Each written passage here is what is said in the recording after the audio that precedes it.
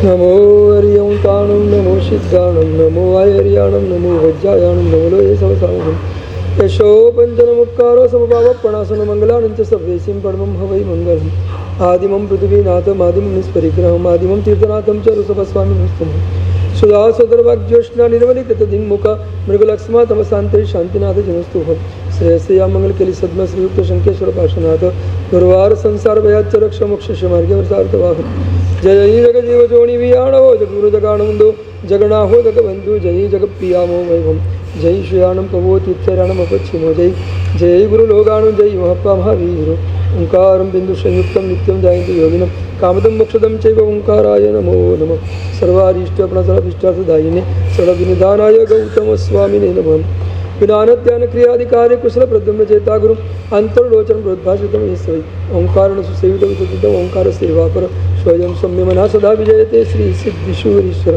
સ્વયં સંયમના સદા વિજયતે શ્રી ભદ્રસૂરીશ્વર સ્વયં સંયમના સદા વિજયતે શ્રી ઓંકાર સૂરીશ્વર સ્વયં સૂરીશ્વર જ્ઞાનતિમિરાંધનમ જ્ઞાનમ જન સદાકયા નેત્રમુન્મિતમ મેન તસ્મૈ શ્રી ગુરવે નમઃ.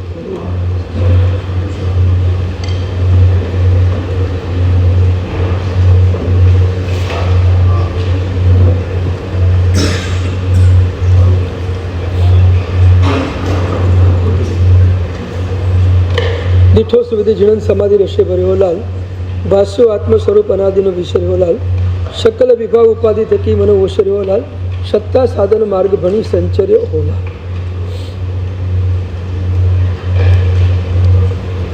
અધ્યાત્મ જગત સમ્રાટ પૂજ્યપાદ દેવચંદ્રજી મહારાજ નવમા સુવિધિનાથ પરમાત્માના સ્તવનની અંદર પરમાત્માના દર્શન કરતાં કરતાં આત્મ સ્વરૂપનું દર્શન કેવી રીતે કરવું એની કળા આપણને શીખવી રહ્યા છે.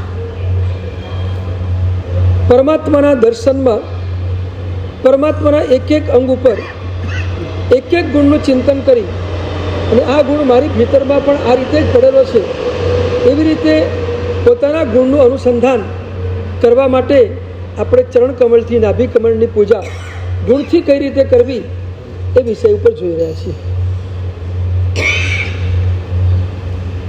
પરમાત્માની પૂજા ચરણ કમળથી શરૂ થાય, અંગૂઠાથી શરૂ થાય અને પરમાત્માના અંગૂઠે જ્યારે આપણે સ્પર્શ કરીએ ત્યારે એ સ્પર્શ કરતી વખતે પરમાત્માના નિશ્ચલતા ગુણનું ચિંતન કરવું. પ્રભુની ઉપયોગમાં નિશ્ચલતા કેટલી છે, પ્રભુના મનમાં નિશ્ચલતા કેટલી છે. કોઈ પણ જાતના ઉપસર્ગો વગેરે આવવા છતાં ક્યાંય પ્રભુનું મન ચલિત થતું નથી એમ નહીં, બધી અનુકૂળતાઓ મળવા છતાં અનુકૂળતામાં પણ મન ચલિત થતું નથી. પ્રતિકૂળતામાં મન ચલિત ન થાય એટલે સ્થિર થઈ ગયું એવું નહીં માનવાનું. પ્રતિકૂળતા તો એક જીવનનો એક પાર્ટ છે, એક ભાગ છે. અનુકૂળતા પણ જીવનનો એક ભાગ છે અને અનુકૂળતા પ્રતિકૂળતા બે ભેગું થઈને આખું જીવન પૂરું થાય છે. માત્ર પ્રતિકૂળતા એ જીવન નથી, અનુકૂળતામાં પણ જીવન વહી રહ્યું છે. એટલે અનુકૂળતા અને પ્રતિકૂળતા બંનેની વચ્ચે પરમાત્મા નિશ્ચલ છે. ક્યાંય પરમાત્મા અનુકૂળતામાં પણ ચલિત થતા નથી તો પ્રતિકૂળતામાં પણ ચલિત થતા નથી. અને એટલે એવી જે પરમાત્માની નિશ્ચલતા છે એ નિશ્ચલતાનું ધ્યાન, એ નિશ્ચલતાનું ચિંતન પરમાત્માના ચરણ કમળે પૂજા કરતી વખતે કરવું. આવી જ નિશ્ચલતા મારી અંદર પણ પડી છે, મારે એને પ્રગટ કરવી છે. આ અનુસંધાન આપણી નિશ્ચલતા સાથે આપણે જોવાનું છે. તો ચરણ કમળની પૂજા નિશ્ચલતાનું ધ્યાન કરીએ. જાનુ કમળની પૂજા પરમાત્માના ઢીંચણ એ એમની સાધનાનો આધાર છે અને પરમાત્મા આપણી સાધનાનો આધાર છે. આપણા સુખનો આધાર પણ પ્રભુ છે, આપણી સાધનાનો આધાર પણ પ્રભુ છે, આપણા જીવનનો આધાર પણ પ્રભુ છે. જીવન પણ એના જ આધારે ચાલે છે, સુખ પણ એના આધારે છે, તો આનંદ પણ એના આધારે છે, સાધના પણ એના આધારે છે. આવી પરમાત્માની જે આપણા ઉપરની આધારની સ્થિતિ છે એનું ચિંતન કરી અને જાનુ કમળની પૂજા કરતી વખતે આધારનું ચિંતન કરો. પ્રભુ મારા આધાર છે, જગતના આધાર છે. પ્રભુ માટે વિશેષણ છે જગદાધાર. પ્રભુ જગતના આધાર છે. તો એ આધારનું ચિંતન જાનુ કમળની પૂજા કરતી વખતે કરીએ અને કર કમળે પૂજા કરતી વખતે નિષ્પ્રિયતાનું ચિંતન કરીએ. વર્ષીદાન તો પ્રભુએ આપ્યું, પણ વર્ષીદાન આપવાનું પ્રતીક એ છે કે મારે હવે કંઈ જોઈતું નથી, બધું આપી દઉં છે, એ રાખવું જ નથી. વર્ષીદાન કશું ન રાખવાનું પ્રતીક છે. કોઈ પણ દીક્ષાર્થી જ્યારે વર્ષીદાન કરે ત્યારે વર્ષીદાનનું પ્રતીક શું છે? બસ હવે મારે કંઈ રાખવા નથી, બધું છોડીને જવાનું છે. બધું છોડ્યું, કશું રાખવું નથી. કશું ન રાખવું એ નિસંગતા છે. કશું ન રાખવું એ નિસંગતા છે, અને કશું ઈચ્છવું નહીં એ નિષ્પ્રિયતા છે. કંઈ રાખવું નહીં એ નિસંગતા છે, અને કશાની ઈચ્છા જ ન કરવી એ નિષ્પ્રિયતા છે. સ્પ્રિયા એટલે ઈચ્છા. કોઈ પણ જાતના પદાર્થની ઈચ્છા જ ન કરવી એ નિષ્પ્રિયતા છે, અને રાખવું એ સંગ છે. કોઈ પણ પદાર્થને રાખવો એ સંગ છે, તો ન રાખવું એ નિસંગતા છે, અને ન ઈચ્છવું એ નિષ્પ્રિયતા છે. અને પ્રભુની પાસે બે છે, નિસંગતા પણ છે ને નિષ્પ્રિયતા પણ છે. આપણે પરમાત્માની પાસે માગવું છે કે પ્રભુ તમારા કર કમળની પૂજા કરતી વખતે મને નિષ્પ્રિયતા જોઈએ છે, મને કોઈ ઈચ્છા જ ન રહે, અંદરથી બધી ઈચ્છા જ ખલાસ થઈ જાય. તો કર કમળે પૂજા કરતી વખતે નિષ્પ્રિયતાને માગીએ. વર્ષદાન નિષ્પ્રિયતાનું પ્રતીક છે. નિસંગતામાં જઈને પછી નિષ્પ્રિયતામાં જવાનું છે. પહેલા નિસંગ બનો, પછી નિષ્પ્રિય બનો. જેને છોડ્યું છે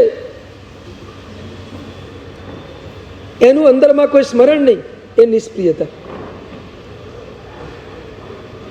એ નિર્લેપતા. જ્યાં નિષ્પ્રિયતા આવશે ત્યાં નિર્લેપતા ઓટોમેટિક આવી જશે. સ્મરણ જ નહીં એટલે નિર્લેપતા થઈ જાય, એની કોઈ ઈચ્છા જ નહીં માટે નિષ્પ્રિયતા થઈ જાય.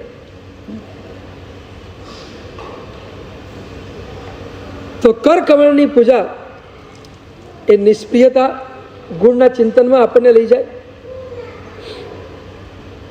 અને હવે ચોથા નંબરની પૂજા આવશે સ્કંદ કમળ. ખભા ઉપર પરમાત્માના પૂજા. એ પૂજા વખતેનું ચિંતન શું?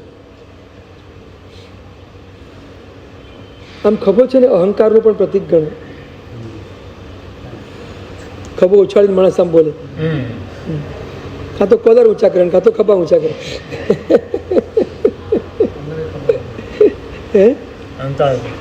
અહંકાર. પણ આપણે અહીંયા સ્કંદ કમળમાં અહંકારને એક બાજુ રાખીને, સ્કંદ કમળ એટલે ખભો. ખભો એ ભાર ઉચકવાનું એક અંગ છે. બધો ભાર ખભા ઉપર ઉચકાય. એક જવાબદારીનું પ્રતીક છે, ભાર ઉચકવાનું પ્રતીક છે. ખભો એ પુરુષાર્થનું પણ પ્રતીક ગણી શકાય, કારણ કે એનાથી બધી એક્ટિવિટી થાય. તો ભાર ઉચકવાનું આ પ્રતીક પરમાત્મા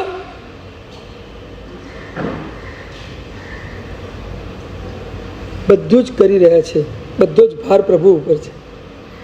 આખા જગતનો આધાર પરમાત્મા છે, એટલે બધું જ કરવાનું પરમાત્મા છે. ભક્તો તો હંમેશા એક જ કામ કરે, બધું પ્રભુ કરે છે, મારે કંઈ કરવાનું છે. બધો ભાર પરમાત્મા ઉપર છે.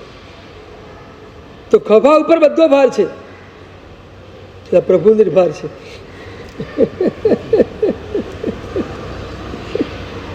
એટલે સ્કંદ કમળની પૂજા કરતી વખતે પ્રભુની નિર્ભારતાને જો. સાધના પણ બધી પ્રભુ કરે છે, પણ સાધનામાં પણ નિર્ભરતા છે. આખા જગતને ઉર્જાનો પુરવઠો પૂરો પાડે છે, છતાં નિર્ભરતા છે. જગતની બધી જવાબદારીઓ પ્રભુ વહન કરી રહ્યા છે, છતાં નિર્ભરતા છે. ક્યાંય કોઈ જગ્યાએ પરમાત્માના મનમાં લેશ માત્ર ભાર નથી. અર્થાત હું કંઈ કરું છું એવો કર્તૃત્વનો ભાવ પરમાત્મામાં પડ્યો નથી, માટે નિર્ભરતા છે. કાર્ય કરવા છતાં નિર્ભર, કરવા છતાં નિર્ભરતા. બધું જ પ્રભુ કરી રહ્યા છે, છતાં પ્રભુને કોઈ ભાર નથી. કેમ? કર્તૃત્વ નથી માટે ભાર નથી. જ્યાં કર્તૃત્વ છે ને ત્યાં ભાર છે, જ્યાં કર્તૃત્વ નથી ત્યાં ભાર નથી. કર્તૃત્વમાંથી નીકળી જઈએ તો નિર્ભર આપણે પણ બની જઈએ. કોઈ ભાર ન રહે આપણને. પણ બધી જગ્યાએ આપણું પોતાનું કર્તૃત્વ છે ને માટે આપણને ભાર લાગે છે, મગજ ઉપર બોજ લાગે છે, કામ કરવામાં આપણને થાક લાગે છે. હા, મેં કર્યું એટલે કામ કરવામાં આપણને થાક કેમ લાગે? કરવાના વિકલ્પો છે માટે થાક લાગે છે. જ્યાં પણ કર્તૃત્વનો વિકલ્પ છે ત્યાં થાક છે, કર્તૃત્વનો વિકલ્પ નથી ત્યાં થાક નથી ને ભાર નથી. થાક નથી તો ભાર છે, થાક હોય તો ભાર લાગે, થાક જ ન લાગે તો ભાર કેવી રીતે લાગે? પ્રભુની સાધના જ એવી છે કે સાધનામાં ક્યાં કર્તૃત્વ જ નથી. પ્રભુ અનુગ્રહ કરે છે આખા જગત ઉપર, એમાં પણ કોઈ કર્તૃત્વ નથી. પ્રભુના અનુગ્રહ વિના આપણે એક ડગલું પણ ખસી શકતા નથી. પ્રભુના અનુગ્રહ વિના પાંદડું પણ હારી શકતું નથી. જે કંઈ થાય છે બધું પ્રભુની કૃપા અને પ્રભુના અનુગ્રહથી થઈ રહ્યું છે. રાધનપુરની પાસે ગોચનાથ ગામ છે. રાધનપુરથી 7-8 કિલોમીટર થાય. આગળ સમી જવું હોય તો ગોચનાથ થઈને જ જવાય, રસ્તો છે. પણ ગોચનાથમાં આપણા કોઈ ઘર નહીં. હમણાં તો ઉપાસરે જીર્ણ શીર્ણ થઈ ગયેલું છે.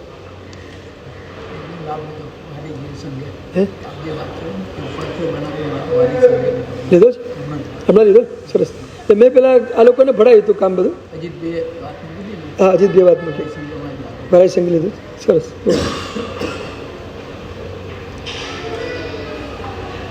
તો ગોચનાથની અંદર રાધનપુરથી વિહાર રત્નસુંદર શ્રી મહારાજ સાંજના જઈને ત્યાં સ્કૂલમાં રોકાય.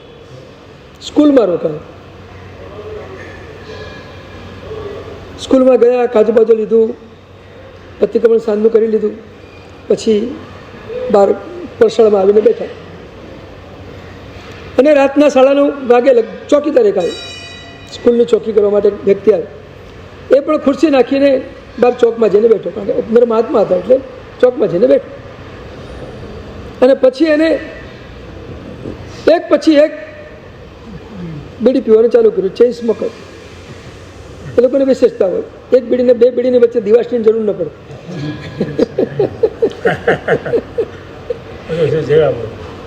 ચાલ્યા જ કરે. અને અચાનક ભગવંતે જોયું કે આ કેટલી બીડી પીશે આખી રાતમાં. અને નજીક બોલાવ્યો, કમસે કમ નજીક આવે તો બીડી તો છૂટે, જે ટાઈમ પસાર થાય નજીક બોલાવ્યો. હવે એની પાછું તો કંઈ ધાર્મિક મુદ્દો તો હોય નહીં વાત કરવાનો, એટલે જનરલ મુદ્દાથી વાત શરૂ કરવી. અને હમણાં એક કરંટ ટોપિક એ વખતે ચાલતો હતો, ભૂકંપ આવેલો, ભૂકંપનો કરંટ ટોપિક ચાલતો હતો.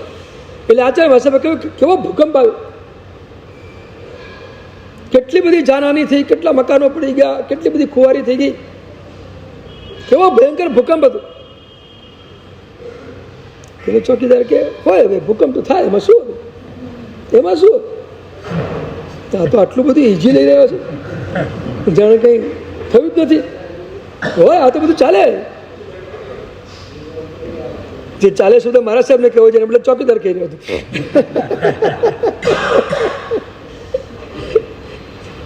ચાલે એ તો કે મારા સુધી કે આને પોતાને કંઈ રેલો અડ્યો નથી લાગતો, એટલે ચાલે કર્યા કરે છે.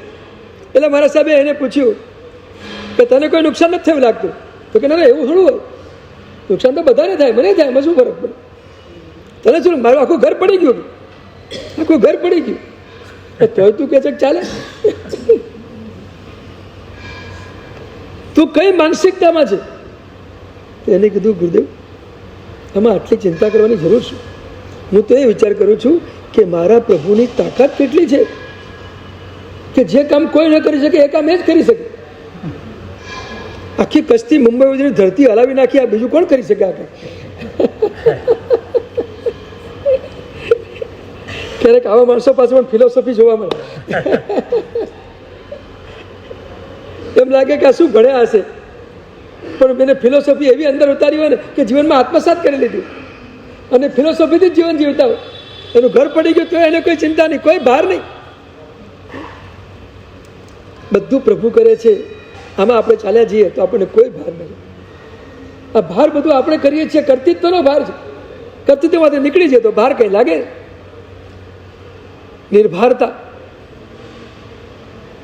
પ્રભુના સ્કંદ કમળની પૂજા કરતી વખતે નિર્ભારતાને બરાબર જુઓ.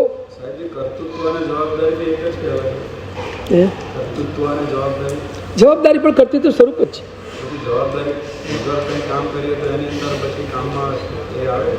ના. કોઈ પણ કામમાં જવાબદારી વગર તમે શોખથી કોઈ પણ કામ કરો, કોઈ પણ કામ કરો, પણ જો તમારી પાસે કર્તૃત્વનો ભાવ ન હોય ને તો તમે શોખથી કરવાની કોઈ ઈચ્છા જ નથી. કારણ કે તમને એમ થાય કે નકામું કામ કરીને શું કામ છે, જેમાં આપણે કોઈ જરૂર નથી. બિનજરૂરી કેટલાક કાર્યો હોય એ બિનજરૂરી કાર્ય આપણે કરીને પણ શું કામ છે. તમે ઓટોમેટિક તમારે છૂટી જશે. જો કર્તૃત્વ ભાવ છૂટશે ને તો બિનજરૂરી કાર્યો ઓટોમેટિક છૂટી જશે. કારણ કે એમાં કોઈ રસ જ નહીં રહે. તમને માત્ર જવાબદારી પૂરતું જ કામ કરવાની ઈચ્છા થશે. પછી કંઈ કર્તૃત્વ જ નથી, મારે કંઈ કરવું જ નથી, તો પછી બિનજરૂરી કામ કરીને શું કરો? કરવું જ નથી એને કેટલાક કામો કરવા જ પડે એ સ્થિતિ હોય. પણ જેને કરવું જ નથી અને બિનજરૂરી કામ કરવાની સ્થિતિ તો આવે જ નહીં કોઈ દિવસ. કેવી રીતે આવી છે? એટલે આ જવાબદારીનું નિર્વહન છે, જવાબદારી નિભાવવાની છે. એટલે એને કરવું તો પડશે જ, કાર્ય તો એને કરવું પડશે. સંસાર લઈને બેઠો છે, સંસારની જવાબદારી નિભાવવી પડે, કાર્ય તો કરવું પડે. પણ એ કાર્ય કરતી વખતે કર્તૃત્વનો ભાર નહીં રાખવો.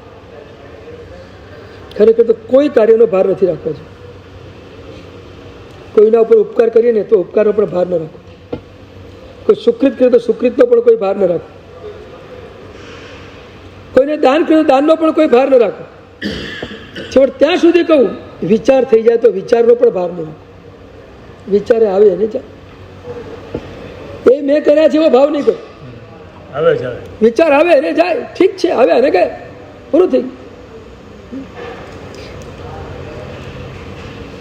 વિચાર મેં કર્યા હોય ને એને એ વિચાર ભૂલી જાય ને એટલે ભાર લાગે.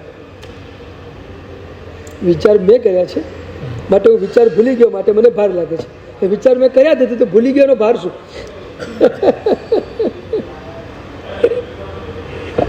બહુ આ આખી સાયકોલોજી છે. કોઈ ભાર નહીં, તમે નિર્ભાર બની જાઓ. તો સ્કંદ કમળની પૂજા આપણને નિર્ભાર બનાવે. એ નિર્ભારતા ગુણનું ચિંતન કરીએ, આપણે પણ નિર્ભાર બનતા દિવસ કરતી તો છૂટતું જાય. અને પછી કઈ પૂજા આવશે? મસ્તક. શિર પૂજા, મસ્તક પૂજા, શિખા પૂજા. એ શિખાની પૂજા કરતી વખતે એક ગુણનું ચિંતન કરવાનું છે. આમ તો દુહાની અંદર તો સિદ્ધશિલાની વાત લખાયેલી છે, પણ એ સિદ્ધશિલામાં જે પરમાત્મા વસ્યા છે અને એના પ્રતિક સમયે આપણે શિખા ઉપર પૂજા કરીએ છીએ. પણ એક થોડુંક આગળ વધીને એક ચિંતન કરો. આપણે પરમાત્માના અભ્યંતર ગુણો તરફ જઈ રહ્યા છીએ. એટલે માત્ર બહારની વાત નથી કરવી, અભ્યંતર વાત કરવાની છે. એ અભ્યંતર વાતની અંદર શિખા પૂજામાં પરમાત્માની નિર્વિકલ્પકતા જુઓ. કારણ કે સિદ્ધશિલા નિર્વિકલ્પકતા વગર મળતી જ નથી. જ્યાં સુધી આત્મા રાગ દ્વેષ વગેરે બધા વિકલ્પોથી પર ન બને ત્યાં સુધી સિદ્ધશિલા પ્રાપ્ત થઈ શકે. એટલે નિર્વિકલ્પકતા. અને એ જે શિખાનો ભાગ છે એ શિખાના ભાગની નીચે સહસ્રાર કમળ છે, એક ચક્ર છે, સહસ્રાર ચક્ર છે. અને 1000 પાંખડી વાળું કમળદળ છે. એ ઊંધું પડ્યું છે. તમે જ્યાં સુધી વિકલ્પોમાં છો ત્યાં સુધી એ ઊંધું છે. તમે નિર્વિકલ્પક બનો એ સીધું થઈ જાય.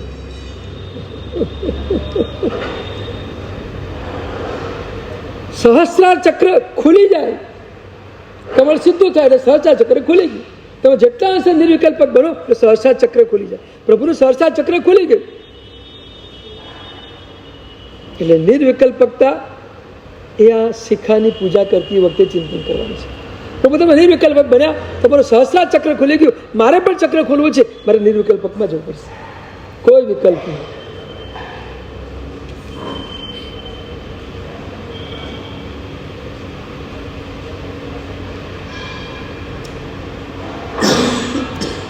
અને ત્યાર પછી ભાલ કમળ, કપાળ તિલક આવશે. તો ભાલ કમલની અંદર ચિંતન શું કરવાનું? પરમાત્માના લલાટ ઉપર તિલક. આમ તો તીર્થંકર પદવીના પુણ્યની વાત લખી છે દુવામાં તો.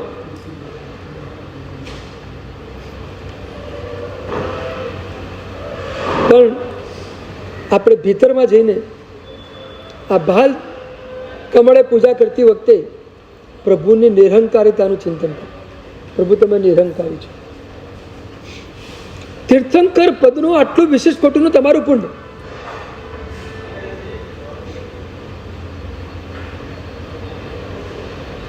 હજી તીર્થંકર નામકર્મ ઉદયમાં આવ્યું નથી એની પહેલા પણ પુણ્યના ચમકારા જોવા પડે.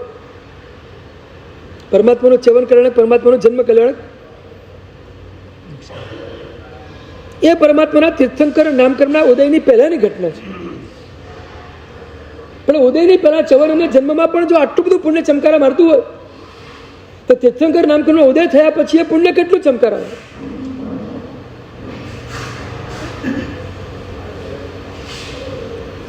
હજુ તો પ્રભુ ચોથે ગુણસ્થાનકે છે, 13મા ગુણસ્થાનકે પહોંચ્યા નથી. ચોથે ગુણસ્થાનકે પણ તીર્થંકર નામકર્મનો પ્રદેશોદય જો આટલું જબરદસ્ત પુણ્યનો વૈભવ બતાવે તો 13મા ગુણસ્થાનકે તીર્થંકર પદવી પ્રાપ્ત કર્યા પછી એ વૈભવ કેટલો.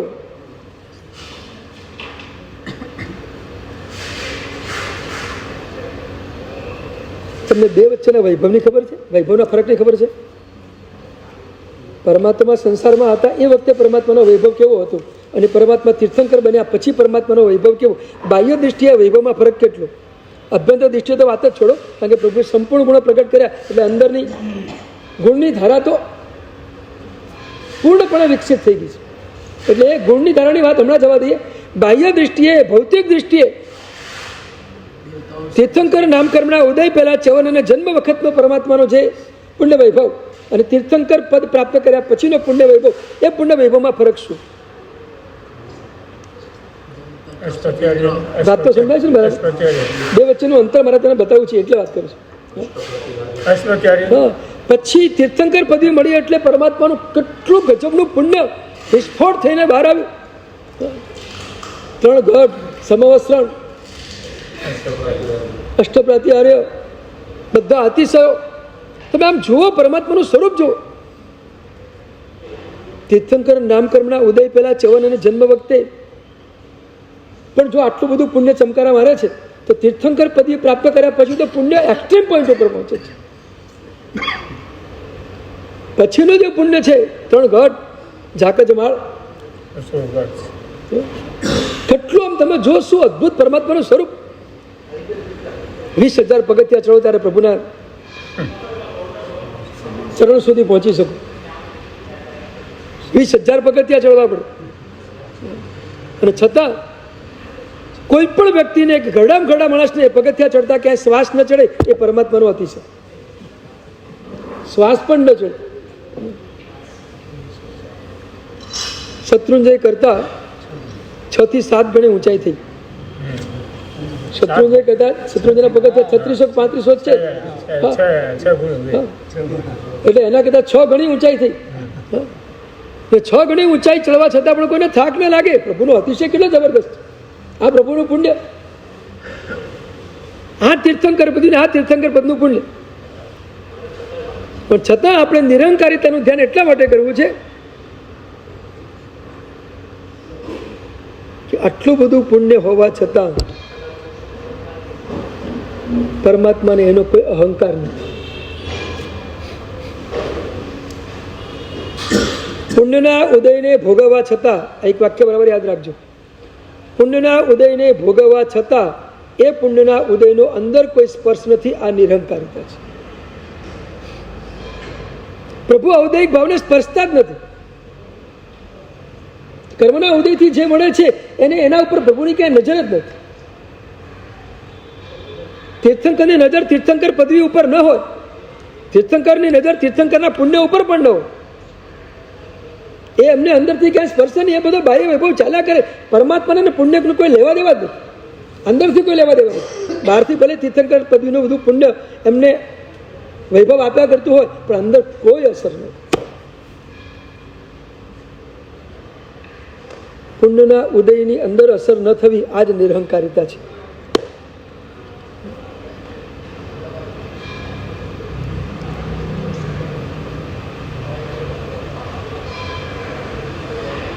પાપના ઉદયમાં નમ્ર બનવું સહેલું છે, પુણ્યના ઉદયમાં નમ્ર બનવું બહુ અઘરું છે.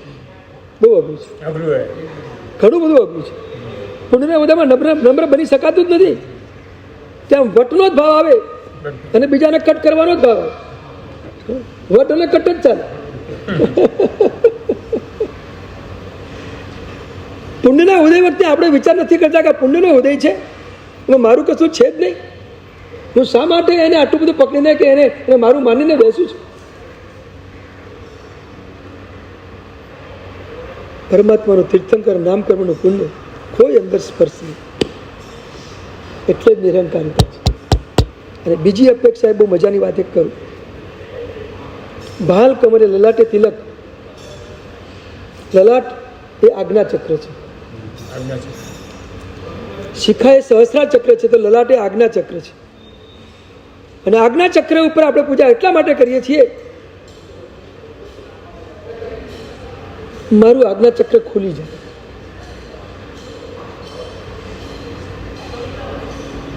એક વાત તમને કહું, આજ્ઞા ચક્ર ખોલે એટલે શું થાય ખબર છે? અંદરથી તેજ નીકળે, તેજ નીકળે. દમયંતીના કપાળ ઉપર અહીંયા એક તિલક અને તેજ હતું, તેજ એટલું તેજ. આમ રાતના ગુફામાં અંધારું હોય ને તો એના આ પ્રકાશના કારણે ગુફામાં અજવાળું પડે છે, એટલું આનામાંથી પ્રકાશ નીકળે. એટલું જબરદસ્ત તેજ નીકળે. આજ્ઞા ચક્ર જેનું સત્ય જોયું ને અહીંથી તેજ નીકળે, અહીંથી કિરણો નીકળે. અને ગમે તેવી વ્યક્તિ સામે હોય ને એને એક વખત તો અભિભૂત કરી દે અને શાંત કરી દે. એ તાકાત આજ્ઞા ચક્રની છે. કોઈ પરિચય ન હોય, ગમે તેવો વિદ્વાન વ્યક્તિ હોય કે ગમે તેવો સત્તાધારી હોય કે ગમે તેવો પુણ્યશાળી વ્યક્તિ હોય, પણ જેના આજ્ઞા ચક્રમાં તેજ ને આમ નજર કરે ને તો ઠંડો ગાર થઈ જાય. તેજની અસર એટલી બધી. આજ્ઞા ચક્ર જેનું સત્ય થાય ને એ માણસ ઘણા બધા કામો પણ કરાવી શકે, બધું કરી શકે. બાયજીત નામનો એક બહુ માંત્રિક અને તાંત્રિક માણસ જંગલમાંથી પસાર થઈ રહ્યો અને એક ઝાડ નીચે એક સાધિકા બેન બેઠા હતા. તે આ અધ્યાત્મની ઊંડી સાધનામાં રમતા હતા. નિરંકારી દશામાં એ અદ્ભુત સાધના કરી રહ્યા હતા અને એ વખતે પેલો બાયજીત નીકળી રહ્યો છે. બેનની નજર એના ઉપર પડી અને બરાબર નખશીક દૂરથી એને બરાબર જોઈ લીધો, માપી લીધો. દ્રષ્ટિ જેવી માપી લીધો. આજ્ઞાચક્ર ખુલ્લું હોય ને તો ભલભલા માણસને માપી શકો કે અંદરથી ક્યાં છે. બહારથી જુદો છે ને અંદરથી જુદો છે. અંદરથી ક્યાં છે માપી લીધું. બહારથી દેખાતો આ બાયજી સારો, અંદરથી અહંકારી માણસ છે. આપણે અહંકારને તોડવો પડશે, નજીક બોલા અહીંયા આવ. અને બાયજી એટલો બધો અહંકારી હતો ને કે એમ કોઈના બોલાવાથી જાય પણ. એ તો એમ જ કે તારા આવો મારે આવે શું કામ છે? તો મારી પાસે મારે શું કામ તારી પાસે આવો? આવો અહંકારી માણસ. પણ પેલી બેને કીધું કે અહીંયા આવ. સીધો ઢીલો ભેંસ થઈને ત્યાં પહોંચી ગયો. કોઈ દિવસ મળ્યો નથી, પહેલી વાર મળી રહ્યો છે. પણ એ બાઈના બોલવામાં રણકો જેવો હતો, એનું આજ્ઞા ચક્ર સત્ય જ હતું. એટલે બોલ્યો ને સીધો જ બાઈજી ત્યાં શરણાગતિ થઈ ગઈ, સીધો પહોંચી ગયો. બોલો બેન શું કામ છે? તો ક્યાં જાય છે? સામેના ગામ તરફ જવું છું. તો કે ઉભો રહે, મારી એક નાનકડી પોટલી છે, એ ગામમાં ફલાણા ભાઈને આપવાની છે, તું એને આપી દેજે. કામ ભળાયું ને બાઈજીતનો અહંકાર પાછો ફૂફાડા મારીને બહાર. એને થયું કે આ બાઈ ન કોઈ પરિચય ન કઈ, અને મને કામ ભળાવે છે. શું સમજે છે એના મનની અંદર? હું કોણ છું એને ખબર છે કે હું કોણ છું? મારે પણ બતાવવું પડશે કે હું કોણ છું. એટલે એને એક મંત્ર ભણ્યો.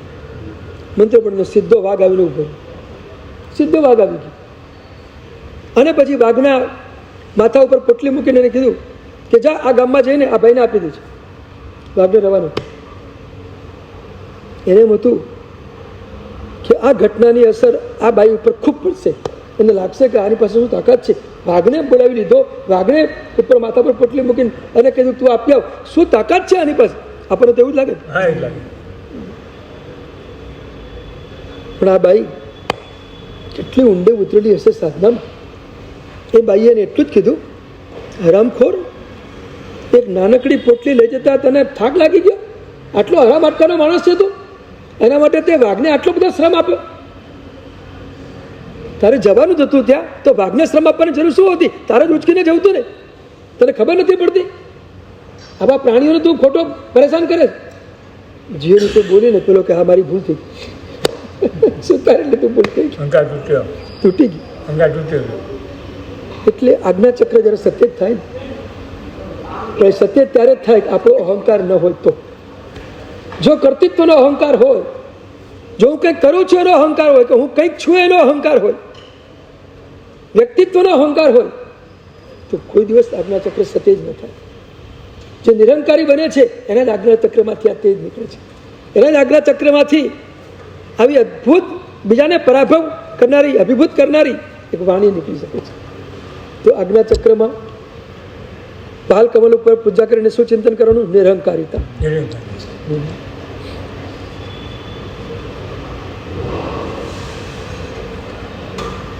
પછી આવશે એક વચ્ચે રહી ગયું, પછી આવશે ચક્ષુ કમળ. એના ભાલ પછી ચક્ષુ આવશે. ચક્ષુ એ પૂજા નથી, પણ ચક્ષુ એ શરીરનું એક મહત્વનું અંગ છે. અને એટલે આપણે ચક્ષુનું દર્શન કરતા કરતા કયા ગુણનું ચિંતન કરો? પરમાત્માના ચક્ષુનું દર્શન કરતા કરતા એ ગુણનું ચિંતન કરો. પ્રભુના ચક્ષુમાં નિર્વિકારિતા છે. અખિયન મેં અવકારી જીનંદા તેરી, અખિયન મેં અવિકાર. અંતરાય કર્મની પૂજાની સરસ પંક્તિ છે વીર વિજયજી મહારાજ સાહેબની. હા, અખિયન મેં અવિકારી જીનંદા તોરી. તારી પ્રભુ આંખ કેવી છે? નિર્વિકારી. કાંઈ એક અંશ માત્ર પણ વિકાર ક્યાં અંદર દેખાતો નથી. બસ આ પ્રભુની નિર્વિકારતા જોઈને આપણે પ્રભુને પ્રાર્થના કરીએ, પ્રભુ તારી આંખમાં જે ગુણ છે એ ગુણ મને આપી. તો નિર્વિકારિતા ગુણનું ચિંતન થાય. કંઠ ઉપર આવીએ. આજે જલ્દી પૂરું કરવું છે એટલે કંઠ ઉપર આવીએ. નિશબ્દતા અને મધુર ભાષિતા બે ગુણનું ચિંતન કરવું. સાધના કાળમાં પરમાત્મા એક શબ્દ બોલતા નથી, અને કેવલ જ્ઞાનની પ્રાપ્તિ પછી 6 કલાક બોલ્યા વગર રહેતા નથી. એટલે બોલવાનું વ્યસન છે એવું નહીં, પણ પુણ્ય જેવું છે કે બોલાવડે પ્રભુ પાસે. પ્રભુ 6 કલાક દેશના આપે, પહેલો પોર ને છેલ્લો પોર, 6 કલાક પરમાત્માની દેશના ચાલ્યા જ કરે. પણ નિશબ્દતા પહેલા શું છે? નિશબ્દતા. નિશબ્દતા વિના આવી વચન લબ્ધિ પ્રગટતી નથી. અર્થાત મૌનમાં ગયા વિના વચન લબ્ધિ પ્રગટતી નથી. બોલતા બોલતા વચન લબ્ધિ નહીં પ્રગટે, ન બોલવાથી વચન લબ્ધિ પ્રગટે. આ ઊંધું છે બધું. અધ્યાત્મનું ગણિત બધું ઊંધું ચાલતું હોય. તમને એમ લાગે કે બોલીએ એટલે વચન લબ્ધિ નહીં, ન બોલવાથી વચન લબ્ધિ પ્રગટે. હા, શરૂઆતમાં તો જરૂરનું નહીં બોલવાનું. પરમાત્મા તો 12.5 વર્ષ જરૂરનું કંઈ બોલ્યા નથી. બિલકુલ મૌન, લગભગ મૌન. 1-2-50 પ્રસંગો છોડો, બાકી મૌન. નિશબ્દતા વિના મધુર ભાષિતાની લબ્ધિ મળતી નથી. એટલે આપણા સાધના કાળમાં આપણે મૌન થઈ જઈએ, અને સાધના કાળ પૂરો થાય પછી બોલવાનું ચાલુ કરીએ. બોલો પછી શું વાંધો? આપણો સાધના કાળ પૂરો જ નથી થવાનો આખું, એટલે મૌન જ રહેવું પડશે.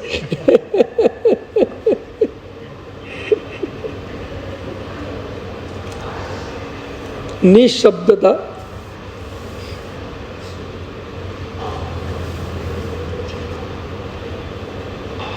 પ્રભુનું મૌન એ માત્ર શાબ્દિક મૌન નથી, વિચારોનું પણ મૌન છે અને વિકલ્પોનું પણ મૌન છે.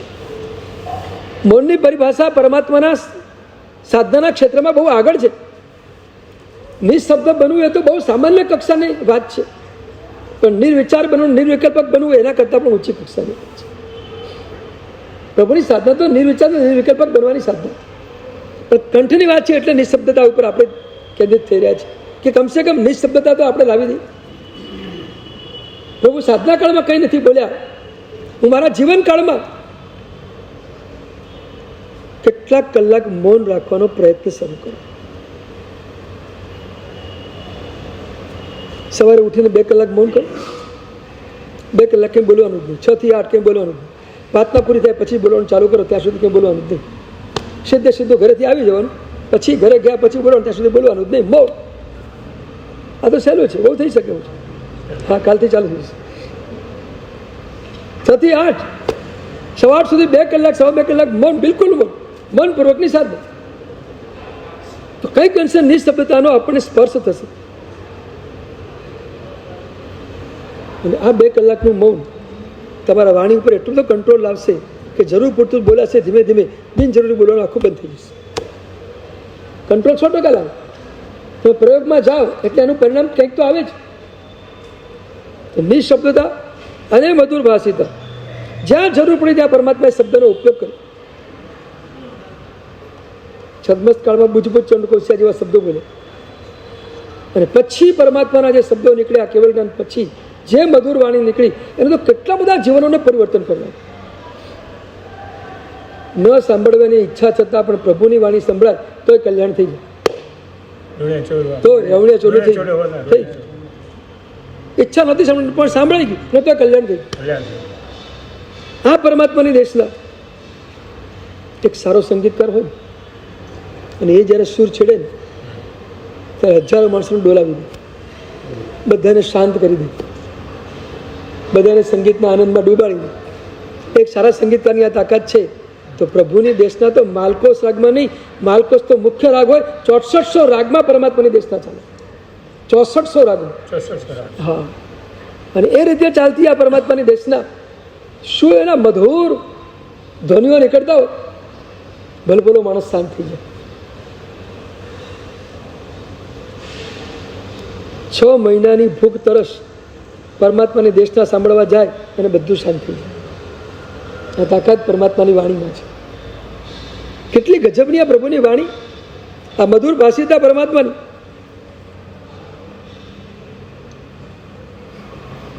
કેટલા લોકોના હૈયામાં વૈરાગ્યના ભાવોને પ્રદીપ્ત કરી દે, કેટલાને નિર્વિકલ્પક બનાવી દે અને કેટલાને મોક્ષપદ પણ આપી દે.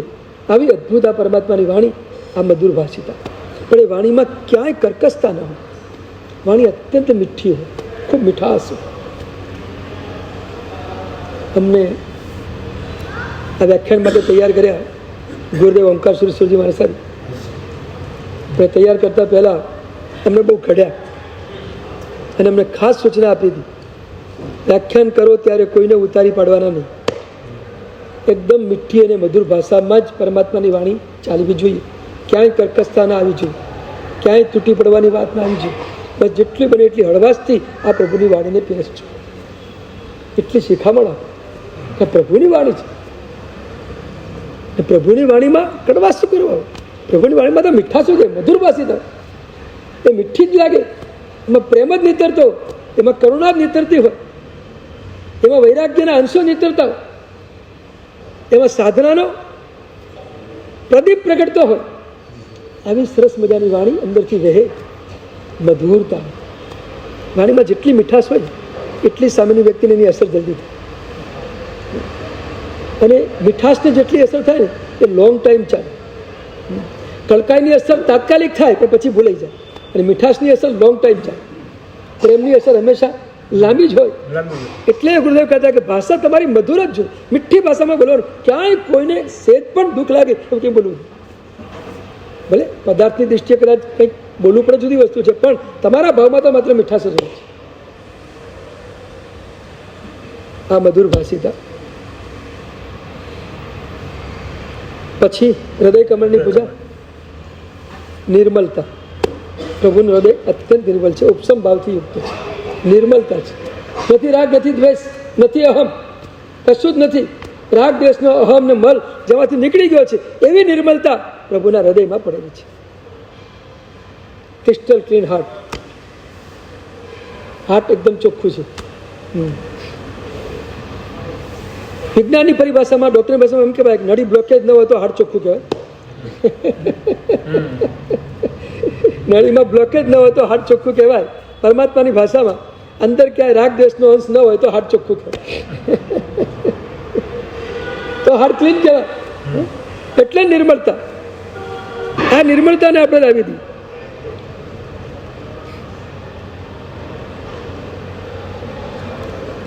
ગોશાળા ઉપર પણ દ્વેષ નથી, તો જમાલી ઉપર પણ દ્વેષ નથી, ચંડકૌશિક ઉપર બધા માટે ઉપસમ છે. ગમે તેટલા કોઈ ઉપસર્ગો કર્યા, જે કર્યું તે પ્રભુ તો એ જ ઉપસમ ભાવમાં જ રમી રહ્યા છે.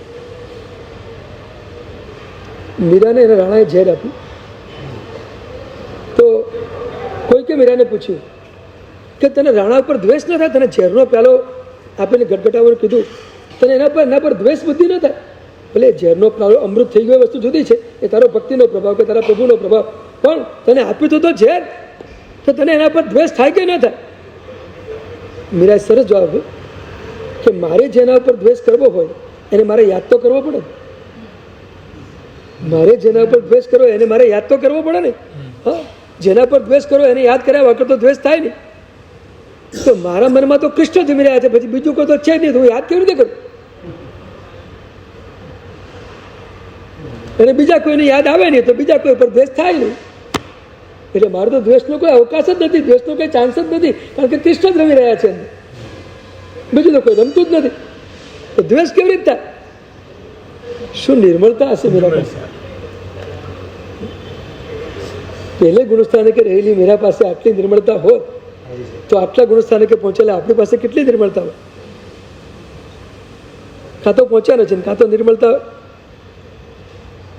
મળી નથી.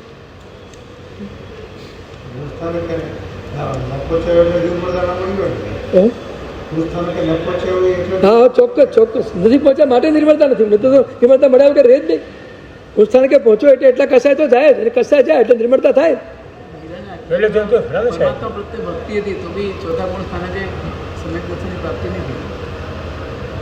તત્વ ક્યાંક ખૂટતું હશે,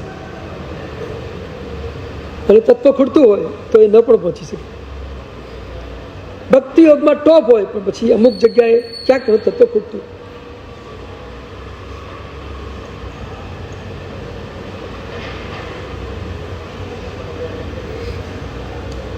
નિર્મળતા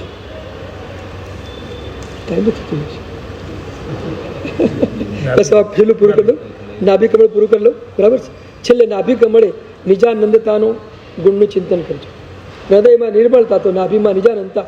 આપણા 8 રૂચક પ્રદેશો નાભીની આજુબાજુમાં છે, અને 8 રૂચક પ્રદેશો સંપૂર્ણપણે ખુલ્લા છે, એમાં કોઈ મેલ નથી, એમાં પૂર્ણપણે આનંદ છે. જે પ્રદેશો ખુલ્લા છે એનો આનંદ છે.